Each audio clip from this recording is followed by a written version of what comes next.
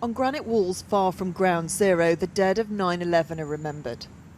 But these names are not of those who died on the day. They're the names of the thousands who've died since.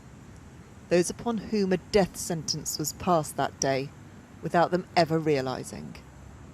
Chronic bronchitis. Respiratory issues, lost 18% of my lung capacity. Cancer of the scalp. Sleep apnea. Tongue cancer. And then medically associated to the tongue cancer, osteoradionecrosis of the jaw. Prostate cancer. I got more, and go on and on, but enough.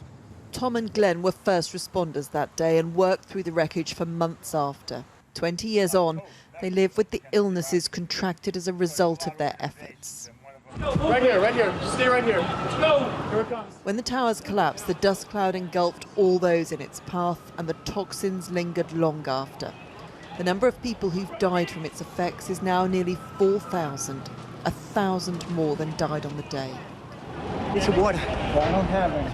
22,000 have cancer, 47,000 respiratory and digestive issues.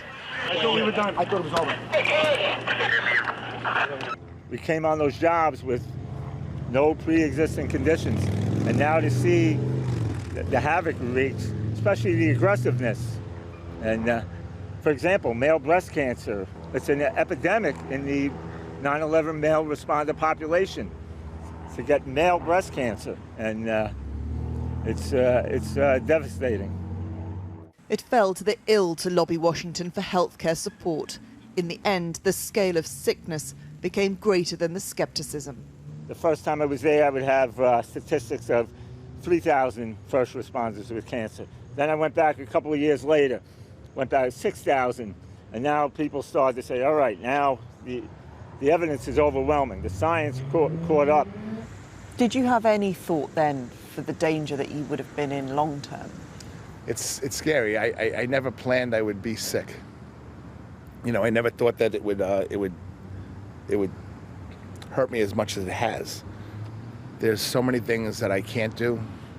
Simple, like, routine things like bending down sometimes, just enjoying things like for a long walk sometimes. There's an old song by, I forget the name of the band, but the song was always something there to remind me.